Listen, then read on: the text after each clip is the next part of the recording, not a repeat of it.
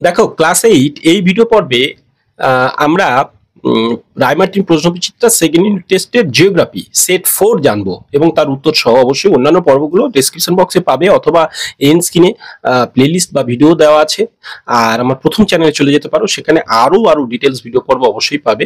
তো চলো আমরা একটু দেরি না করে তাড়াতাড়ি চতুর্থ পর্বে চলে যাই, অর্থাৎ সেট 4 সেখানে দেখি। এবং অন্যান্য সাবজেক্টের কিন্তু সমস্ত প্রশ্নবিচিত্রার উত্তর সহ প্লেলিস্ট বানানো আছে এবং ডেসক্রিপশন বক্সে তার কয়েকটা লিঙ্ক তোমাদের দিয়ে দিচ্ছি, সাথে থাকো। দেখো দেখো অর্থাৎ সেট 4 স্কুল 4, যেখানে চেতলা বয়েজ হাই স্কুল দেওয়া আছে।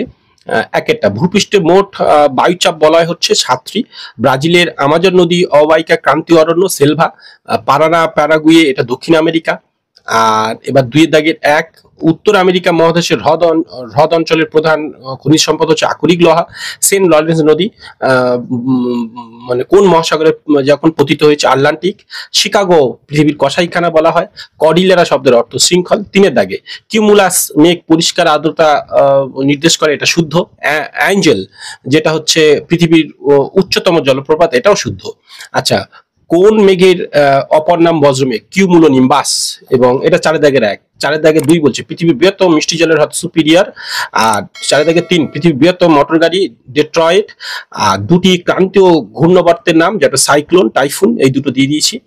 আর এবার 5 দাগের এইগুলো একটু একটু আমরা কি করব জানো? এইগুলো আমরা সাধারণত একটু একটু ওই পেজগুলো জেনে নেবো, এবং যেখানে জানতে তোমাদের সুবিধা হবে 46 পাতা আমরা বই থেকে কিন্তু একটা একটা করে জানবো। এই জন্যই আপেক্ষিক আর্দ্রতা, যাতে বইয়ের সঙ্গে টাচ থাকে। দেখো এই যে এই পুরোটা যেটা বক্স করা আছে সেটা উত্তর তোমরা দিতে হবে।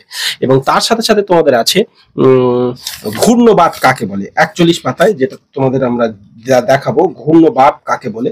যেমন এইখানে দেখো এই যে প্রতীপ ঘূর্ণবাত দেওয়া আছে, বা ঘূর্ণবাত উপরে একদম দেখো এই যে ঘূর্ণবাত, এখান থেকে পুরো পয়েন্ট করে সুন্দর করে তোমাদের মার্কস করেই দেওয়া আছে। আচ্ছা, এইবার দেখো উত্তর আমেরিকা মহাদেশ কেন পঞ্চহ্রদের দেশ বলা হয়? এটা 83, 84, 88 পাতা, 83 পাতা বা 88 পাতা জুড়ে একটু আছে, কেননা এটা বইয়ে যেভাবে দেওয়া আছে সেই অনুযায়ী আমরা একটু জানবো। তো এইখানে দেখো উত্তর আমেরিকা মহাদেশের এখানে কিছুটা অঞ্চল আছে, এই অঞ্চলটুকু তোমাদের এখানে দিতে হবে। যে এইখানে দেখো হাইলাইট করা আছে, এখানে দেখো এই যে অঞ্চল, এখান থেকে এই পার্টটুকু তোমাদের আছে। এবং এর সাথে সাথে তোমাদের আরো একটু বলেছিলাম যে এটা জানতে হবে 88 পাতায় আরো একটু ডিটেলস আছে, যেখানে দেখো এইখানে কিছুটা এই যে এই জায়গাটা তোমাদের দিতে হবে, এই যে কিছুটা দেওয়া আছে সুন্দর করে। এইবার দেখো তারপরে আছে তোমাদের মৃত্যু উপত্যকা, যেটা 81 পাতায় দেওয়া আছে। মৃত্যু উপত্যকা দেখো এইখানে ছোট্ট করে টিকা করে এই যে লেখা আছে মৃত্যু উপত্যকা, এটাও তোমরা একটু জেনে নাও। এবং তার সাথে সাথে দেখো, এবং মৃত্যু উপত্যকার পর এবার যাব শৈলক্ষেপ বৃষ্টিপাতের বিবরণ দিতে বলছে, যেটা 47 পাতায় তোমাদের দেওয়া আছে। শৈলক্ষেপ বৃষ্টিপাত আমরা একটু 47 পাতা জেনে নেবো। এই যে শৈলক্ষেপ বৃষ্টিপাত উপরে সম্পূর্ণ সুন্দর করে দেওয়া আছে। শৈলক্ষেপ বৃষ্টিপাত আমরা একটু ছোট্ট করে পিকচারটাকে দেখে নেবো। দেখো তো শৈলক্ষেপ বৃষ্টিপাত যেটা দেখো এই যে শৈলক্ষেপ বৃষ্টিপাত বক্স করে আমি দিয়ে দিয়েছি। শৈলক্ষেপ বৃষ্টিপাত এটা আর নিচে দেখতে পারো তথ্যটা এটা। এবার দেখো শৈলক্ষেপ বৃষ্টিপাত বিবরণ মানে অ্যানাবেটিক আর ক্যাটাবেটিক বায়ু, যেটা 40 পাতায় তোমাদের দেওয়া আছে। অ্যানাবেটিক ক্যাটাবেটিক এইখানে দেখো এই যে অ্যানাবেটিক ক্যাটাবেটিক বায়ু ওই দিনের বেলা, আর এটা হচ্ছে আবার রাত্রিবেলা, এইটা পাহাড়ের গা ঘেঁষে যেটা ঘটতে থাকে। আচ্ছা, এইবার এই যে পম্পাস অঞ্চলে দক্ষিণ আমেরিকার শস্য ভান্ডার বলা হয় কেন? এটা 106 পাতা। 106 পাতা একটু আমরা জেনে নেবো। দেখো এইখানে দেখো এই যে পাটটা দেওয়া আছে শস্য ভান্ডার বলা হয়, এই অঞ্চলটা একটু তোমরা দেখে নেবে কেন বেশি ফসল উৎপাদন হয়, কৃষিকাজের ব্যাপারটা। এবার হ্রদ অঞ্চলে শিল্পোন্নতির 3টি কারণ 89 আমরা দেখব।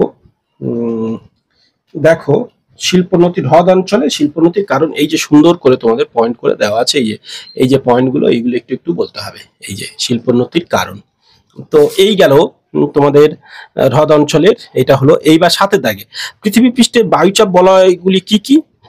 এটা তো চিত্র আঁকতে বলছে, এগুলো 7টা বায়ুচাপ বলয় নাম দিতে হবে। আর 31 পাতায় তোমাদের এটা যেটা দেওয়া আছে, এই যে এখান থেকে তোমার বলছে যে এই বায়ুচাপ, প্রতিটি বায়ুচাপ বলয়ের একটা সুন্দর করে চিত্র আঁক। এই যে এখানে বায়ুচাপ বলয়গুলো দেওয়া আছে, এটাও করতে পারো, এখান থেকেও দেখতে পারো চিত্রগুলো, বা বইয়ে তোমরা একটু ভালো করে দেখো। নিয়ত বায়ু প্রবাহ 34-35 পাতায়।